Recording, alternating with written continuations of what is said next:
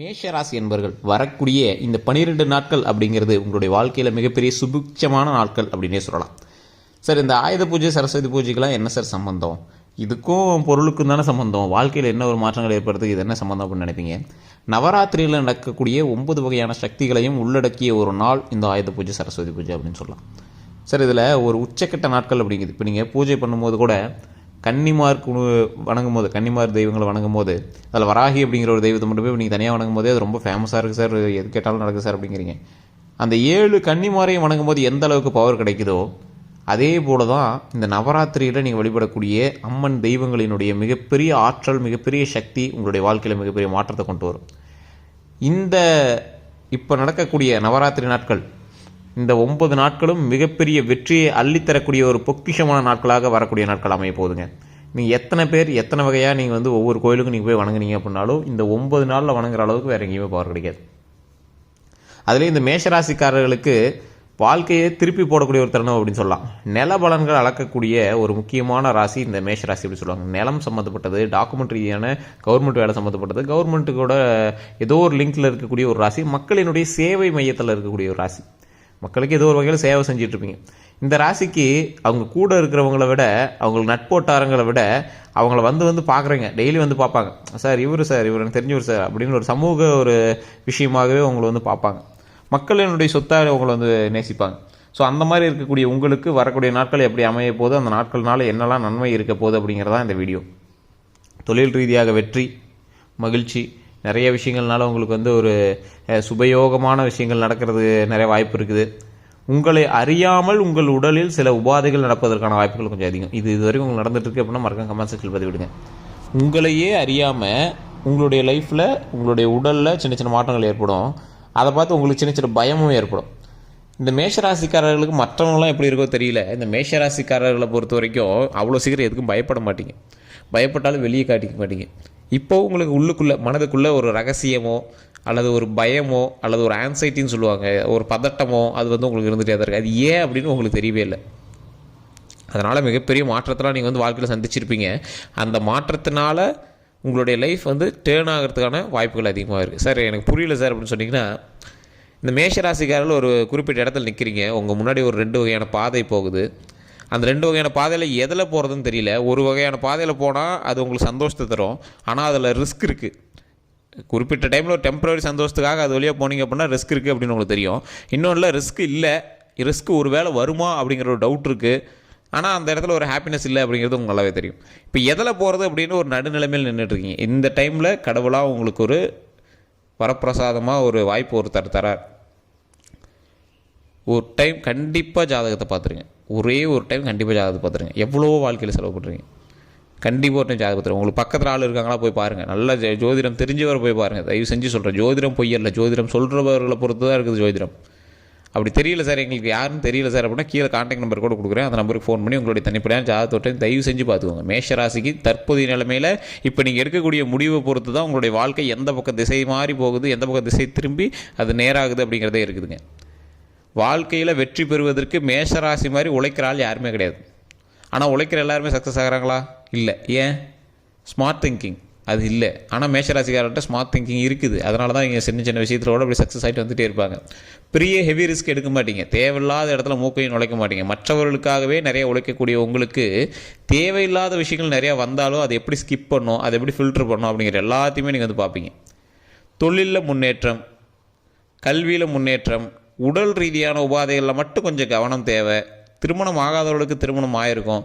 குழந்தை பேர் இல்லாதவர்களுக்கு குழந்தை பேர் பிறக்கிறதுக்கான ஒரு அருமையான காலகட்டம். இந்த டைம்லாம் நீங்கள் மேல்மலையினூர் கோயிலுக்கும் பழனிக்கு போயிட்டு வந்துட்டீங்க அப்படின்னா ரொம்பவே நல்லது. போயிட்டு வந்துட்டீங்க அப்படின்னா உங்களுடைய பிரச்சனைகள் தீர்ந்து அடுத்த வாரிசுகள் உருவாகுவதற்கு ஒரு அருமையான ஒரு காலகட்டமாக இந்த காலகட்டம் அமையுதுங்க. இல்லை சார், ஜாதகத்தில் சொல்கிற மாதிரி எல்லாருக்குமே நன்மை நடக்குதா அப்படின்னு கேட்டிங்கன்னா, எல்லாருக்குமே நன்மை நடக்கக்கூடிய காலகட்டம் இருக்குது. ஜாதகத்தை மீறியும் நன்மை நடக்கும். அதற்கு தான் தெய்வீக ஆற்றலும் தெய்வீக சக்தியும் அதற்கான பரிகாரங்களும் நடந்துகிட்ருக்கு. உங்களுடைய ஜாதகத்தொட்டையும் பாருங்கள், என்ன தசாபுத்தி போயிட்டுருக்கு. இந்த தசாபுத்தியை மீறி உங்களுக்கு ஒரு நல்ல விஷயமோ இல்லை வேறு ஏதாவது ஒரு விஷயம் நடக்குது அப்படின்னா தெய்வீக ஆற்றலும் உங்களுடைய முன்னோர்களினுடைய சாபமும் பாவமும் தான் உங்களுக்கு காரணமாக இருக்கும். அதாவது எப்படி சார் விடுபடுறது, அந்த பிரச்சனையிலேருந்து எப்படி விடுபடுறது? ஜாதகத்தில் நல்லா இருக்குன்னு சொல்கிறாங்க, ஆனால் அதுபடி இன்னும் நடக்கலை. அப்போ காரணம் என்ன? 2 பாயிண்ட்டு தான். ஒன்று, உங்களுடைய ஜாதகம் கரெக்டாக இருக்கும், உங்களை சுற்றி இருக்கிறவங்களோட ஜாதகம் கொஞ்சம் சரியில்லாமல் இருக்குன்னு அர்த்தம். உங்களுடைய குழந்தைகளோ இல்லை உங்களுடைய மனைவியோ கணவனோ.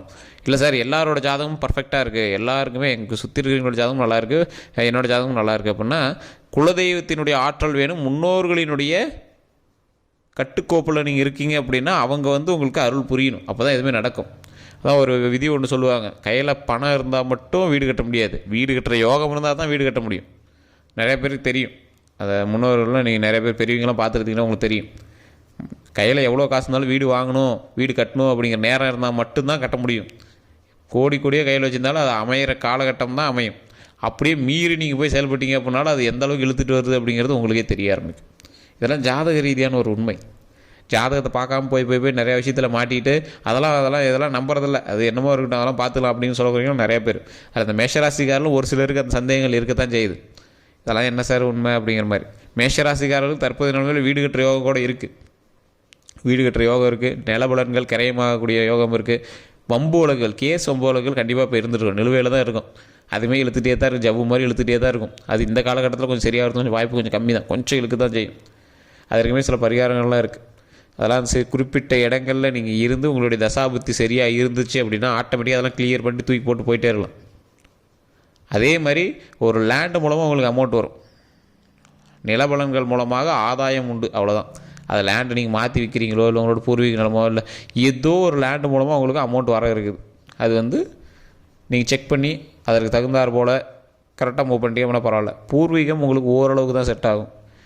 சித்தப்பா சித்தி இந்த பெரியப்பா எல்லாம் கொஞ்சம் தேவையில்லாம் சண்டை போட்டுட்ருப்பீங்க, பக்கத்தில் இருக்காங்க அப்படின்னா எங்கிட்ட கொஞ்சம் சண்டை போட்டுட்ருப்பீங்க. பூர்வீகம் ஓரளவுக்கு தான் செட் ஆகும். தேவையில்லாத சொந்த பந்தத்துக்குள்ள பணத்தை கொடுத்துட்டு நீங்கள் தேவையில்லாமல் எங்கிட்ட முறைச்சிட்டு இருக்க வேண்டிய ஒரு காலகட்டம்.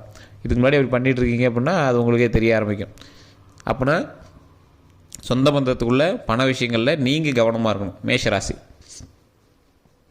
சின்ன வம்பு வழக்குகளுக்கு பெருசாக இங்கே பூமாகக்கூடிய ஒரு காலகட்டம். சிம்பிளான மேட்டராக இருக்கும், ரொம்ப சிம்பிளான மேட்டராக இருக்கும். ஆனால் அதுக்கு பெரிய பிரச்சனைலாம் அங்கே நடந்துகிட்ருக்கும்.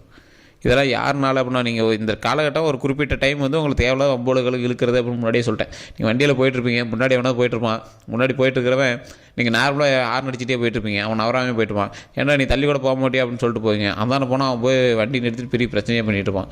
ஏன்னா ஹார்ன் அடிச்சு உனக்கு தள்ளி தான் போக சொன்னேன், எதுக்கு இவ்வளோ சண்டைக்கு வர அப்படிங்கிற மாதிரி தான் உங்களுக்கு பெரிய இதாக தெரியும். ஸோ இந்த மாதிரி தேவையில்லாத வம்போலுக்கள் உங்களுக்கு அதிகமாக வரதுக்கான காலகட்டம் உங்களுக்கு நிறையாவே இருக்குது. அதே மாதிரி சொல்வாக்கை காப்பாற்றுவதற்கு நீங்கள் போராடக்கூடிய காலகட்டமாகவும் இந்த காலகட்டம் அமையும். ஒரு வார்த்தை சொல்லியாச்சு, இப்போ அதை காப்பாற்றியே ஆகணும் அப்படிங்கிற ரேஞ்சில் ரொம்ப போராடிட்டுருப்பீங்க. அந்த மாதிரி ஒரு காலகட்டம். என்ன சார் பண்ணுறது, என்ன பண்ணுறதுனே தெரியல சார், ரொம்ப போராட்டமாக இருக்குது சார் அப்படிலாம் இருப்பீங்க. கல்வியில் செல்வத்தில் முதன்மையாக இருக்கணும் அப்படிங்கிறதுக்காக சின்ன வேலைகள் நீங்கள் செய்யும் போது அதனால் உங்கள் கூட வேலை பார்க்குறீங்களோ இல்லை உங்கள் கூட இருக்கக்கூடிய நண்பர்களோ உங்களுக்கு துரோகம் செய்யக்கூடிய ஒரு காலகட்டம் அப்படின்னு சொல்லலாம். சரி என்ன சார் எல்லாமே நெகட்டிவாக சொல்கிறீங்க அப்படின்னா உங்கள் மேலே இருக்கிற கந்திஷ்டி சார். அவ்வளோவும் இது கந்திஷ்டின்னு சொல்கிறத விட உங்களுக்கு போட்டி பொறாமை உங்களை சுற்றி இருப்பவர்கள்ட்டே ரொம்ப அதிகம். என்ன சார் பண்ணுறது, எது பண்ணாலும் அவனுக்கு அப்படி தான் பண்ணுறானுங்க, என்ன பண்ணுறதுனே தெரியல சார் அப்படின்னா கொஞ்சம் பொறுமையாக தான் ஹேண்டில் பண்ணணும். எவ்வளோக்கு எவ்வளோ நீங்கள் பொறுமையாக ஹேண்டில் பண்ணுறீங்களோ அவ்வளோக்கு அவ்வளோ நல்லது.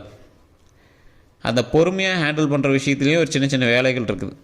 என்ன அப்படின்னா நீங்கள் உங்களோட நட்போட்டார்களை அடிக்கப்படணும் அப்படிங்கிறதுனால உங்களுடைய தவறுகளை மன்னிக்கணும் அப்படின்னு மற்றவங்க எந்த தவறு பண்ணாலும் நீங்கள் மன்னிச்சு மறுபடியும் ஏற்றுக்கிறீங்க. மறுபடியும் அதே தவறு தான் செய்கிறான். உங்களால் அதை சகிச்சிக்கவும் முடியல, அவனை விளக்கவும் முடியல, அந்த நிலமையில தான் நீங்கள் இருக்கீங்க.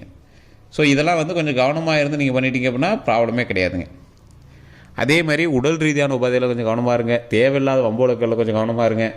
மற்றவர்களுக்கு நன்மை செய்ய போகிறேன் அப்படின்ட்டு நீங்கள் அதில் போய் மாட்டிட்டு தேவையில்லாமல் மன சங்கடங்களில் மாட்டாதீங்க. தோல் சம்மந்தப்பட்ட வியாதிகளில் கொஞ்சம் கவனமாக இருங்க. வண்டி வாகனங்களில் போகிறீங்க அப்படின்னா கால் சம்மந்தப்பட்ட விஷயத்தில் கொஞ்சம் கவனமாக இருங்க. அதே மாதிரி குடும்பத்தில் கணவன் மனைவிக்கிடையே வாய் தகராறுகள் வருவதற்கு அதிக வாய்ப்புகள் இருக்குது. அதில் கொஞ்சம் கவனமாக பொறுமையாக ஹேண்டில் பண்ணிங்க அப்படின்னா அதுவுமே நன்மையாக போய் முடியும். நிறைய வருமானங்கள் வரக்கூடிய காலகட்டம். கொஞ்சம் பொறுமையாக ஹேண்டில் பண்ணிங்க அப்படின்னா வருமானத்தை அதிகப்படுத்திக்கலாம். தொழிலில் நல்ல ஒரு மாற்றம் உண்டாகும், நல்ல ஒரு வருமானம் உண்டாகும். அந்த வருமானத்தை கரெக்டாக ஹேண்டில் பண்ணிங்க அப்படின்னா வளர்ச்சிகள் அதிகம். மற்றபடி எல்லாமே பர்ஃபெக்டாக இருக்குது. நீங்கள் ஒரு டைம் நீங்கள் ஒரு ஜோதிடத்தை பார்த்துக்கிட்டு அந்த சின்ன சின்ன பிரச்சனைகளையும் சரி பண்ணிக்கிட்டு எந்த விதத்தில் உங்களுக்கு ராஜயோகம் அமைய போகுது, எந்த விஷயத்தில் உங்களுக்கு ராஜயோகம் அமைய போகுது, நிலத்தின் மூலமாக உங்களுக்கு வந்து வருவாய் இருக்குது அப்படின்னு சொல்லியாச்சு. வேறு எதில் பணத்தை போட்டால் பணத்தை எடுக்கலாம், வேறு எதில் இன்வால்வ் ஆனால் நிறைய லாபம் எடுக்கலாம். இது எல்லாத்தையுமே கொஞ்சம் அப்படியே அனலைஸ் பண்ணிங்க அப்படின்னா ஆட்டோமேட்டிக்காக நன்மை வருவதற்கான நேரம். வேறு ஏதாவது சந்தேகங்கள் இருக்குது அப்படின்னா கீழே இருக்கிற நம்பருக்கு கான்டாக்ட் பண்ணி பேசி தெரிஞ்சுக்கோங்க. வேறு எந்த சந்தேகமாக இருந்தாலும் ஃபோன் பண்ணி கேட்டு தெரிஞ்சுக்கலாம். எல்லோருக்கும் நன்றி நண்பர்களே.